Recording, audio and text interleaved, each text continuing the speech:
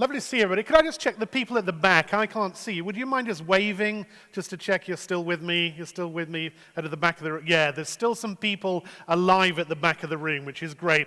Thank you for that gracious introduction. Distinguished guests, Your Excellency, ladies and gentlemen, it's a delight to be here. It's my first time in Amman. I actually flew in yesterday. I came from London, and my apologies, I brought the weather with me, so I'm sorry about that. I'm sorry. Anyway, I'm here to talk about building cohesion in a world of AI. AI seems to dominate the agenda at this program today, so I just want to try and give you a slightly different perspective on why building cohesion is your biggest challenge.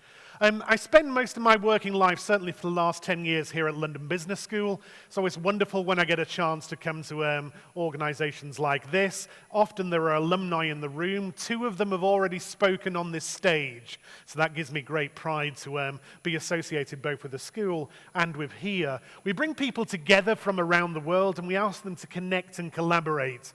This is the class I run 3 times a year, called the Senior Executive Program. We bring people together and we give them close proximity. Now, obviously, that was difficult during the pandemic. It was hard to bring people together and for them to connect in the way they had done in the past. But it also provoked a great deal of thinking on my part, because when we reopened our offices, certainly in the UK and in Europe and the US, when we reopened the offices, people didn't rush back. And that really intrigued me. Why did people not rush back to be connected together? So I became fascinated by this world of hybrid working, this strange dislocation of people together, people remote, people together, people remote, people in hybrid, people working flexibly, a strange new way of working. And it ended up being this book, Glue. Now, just to reassure you, I'm not going to spend the next 18 minutes pitching the book to you. You can have a chat with me outside afterwards if you're interested. But one idea that's in there seems relevant to this group this afternoon, ladies and gentlemen.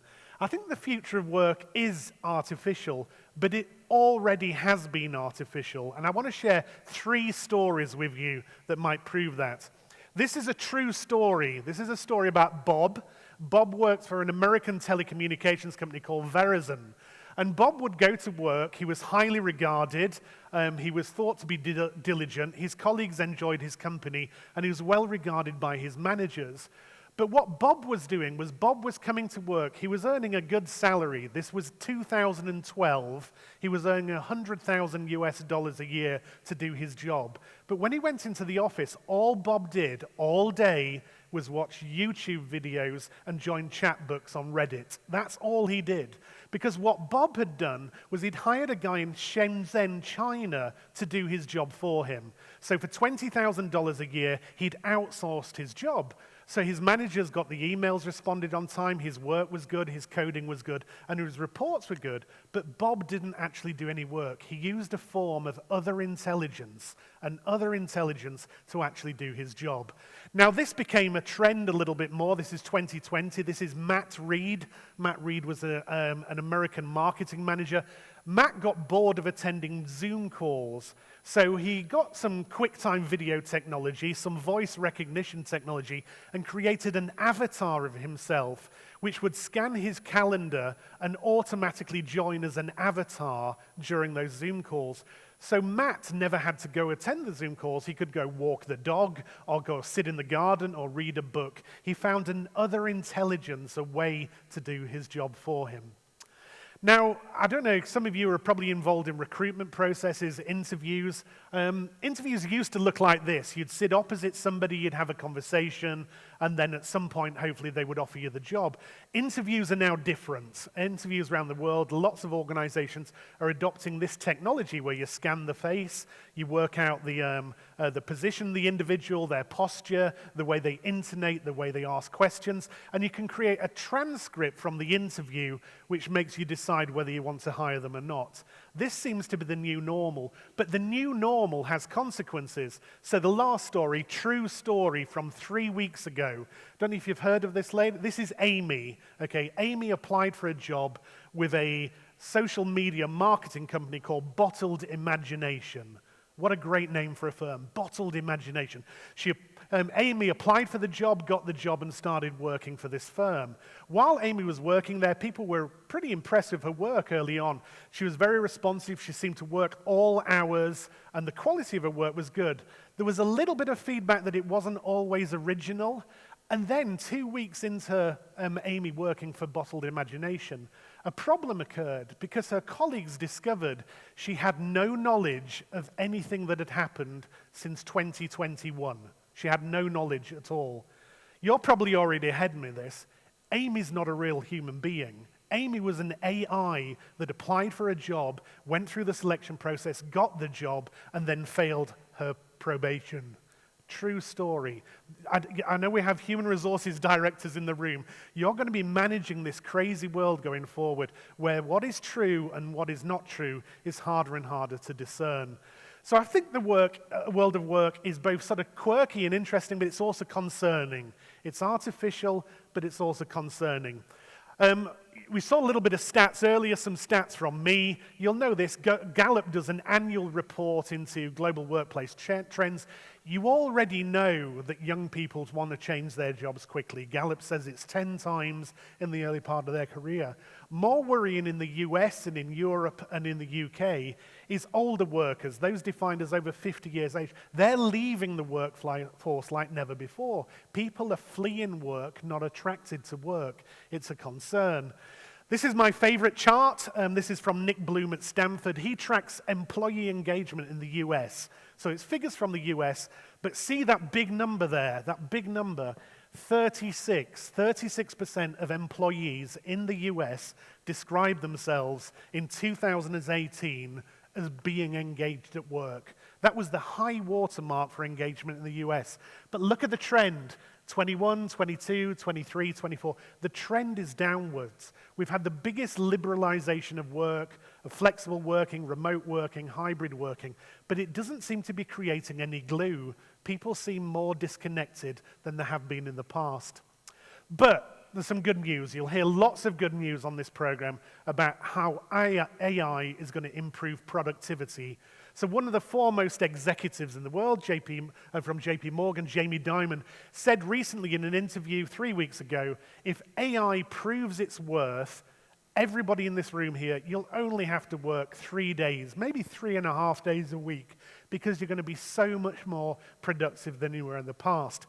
I like to dwell on that. You're all going to be more productive in the future because of AI. I don't like the McKinsey stat that 70% of you won't need a job. I prefer the idea that you're just actually going to be more productive. But is he right? Is he right? So I did a little bit of homework on this, and one of the professors we work at London Business School is Professor Gary Hamel. Professor Hamel is an extraordinary management thinker. He's been researching these topics for 40 years, and he's an expert on productivity. And just bear with me for a second, because I think this is gold dust. Gold dust. He talks about a thing called total factor productivity. So this is the amount of productivity which is incremental, the growth in productivity, which is due to technology and innovation. And the two bars you're looking at, the light bar is sort of a pre-iPhone world, so before 2005, and then the blue bar is since 2006. In both circumstances, it's almost negligible to have any growth in productivity. So despite all the toys we've been given in the past 5 to 10 years, let's think about it. We've had blockchain, cryptocurrency, Teams, Zoom, EVs, Amazon, the cloud, Starlink, recyclable rockets, AR, VR. We've had all these extraordinary things gifted to us. But if you look at the evidence from Professor Hamel, it's had no actual impact on productivity itself. So where do you go? Where do you find that productivity that all your CEOs, your shareholders, and your owners want in the future? Well, you've got to face flatlining productivity, falling employee engagement, and faltering retention. How do you grow your companies in the future? Well, I think you've got to look to the past. You've got to look to the past, and what's the learning of the past going to tell you about the future? I think the future of the work, it is artificial and it is challenging, but in a room like this, it also needs cohesion. It needs cohesion between people. You've all heard about financial capital, you've heard about human capital even. I want to just mention social capital. It's an idea from sociology rather than from management thinking, but social capital is the connections among individual social networks and the norms of reciprocity and trustworthy that arise from them. This is a room of social capital. You have an opportunity today and tomorrow and Thursday, if you're here, to create social capital, connections that create trust and reciprocity. And where you do, it has enormous benefits. And the best study on this in organizations is a gentleman called Sumantra Ghoshal, an amazing professor. His heritage from India, but he became famous as a writer at London Business School. And he talked about if you take social capital, if you take the connections amongst organizations and you measure their value, take two organizations, one with social capital and one with lower social capital. The organization that performs the best is likely to be the one that best harnesses social capital. So I think, okay, maybe that's an idea worth having a little bit of a dig into. What is it? It's really, really simple. We've seen lots of things on this program already and lots of ideas to come, but it's the simplest idea I can offer you. Social capital is the quality, the depth, and the breadth of relationships, connections, and collaborative behaviors in a firm. If you can engender this, it doesn't matter about the technology. If you can engender this, you can create extraordinary things. I call it glue, but essentially it's about the connections you make here and the connections you foster within your firms at work. So when you go back to the office tomorrow or later in the week, those connections are enormously powerful. They're enormously powerful. Last thing from me, because I know we've got to whiz along with the agenda. Future of work is artificial, the future of work is concerning, but I think the future of work is also human. So I'll end with one story, if I may. I was speaking to Peter Hinton at dinner last night. What an amazing speaker. He's one of our faculty at London Business School. He's one of our own. We're very proud of him. He'd just come back to a visit to Boston Dynamics. I think most people have heard of this organization. They create robots that can act like a human being. They can do all the tasks. They can do gymnastics, kung fu. They can even dance. These are amazing robots. Well, in the UK, where I'm from, we've invested in similar machines, and we've invested billions and billions of dollars, okay? Now, remember, the UK were known as a nation of shopkeepers, okay? So rather than create Boston Dynamic robots, in the UK, we've done this.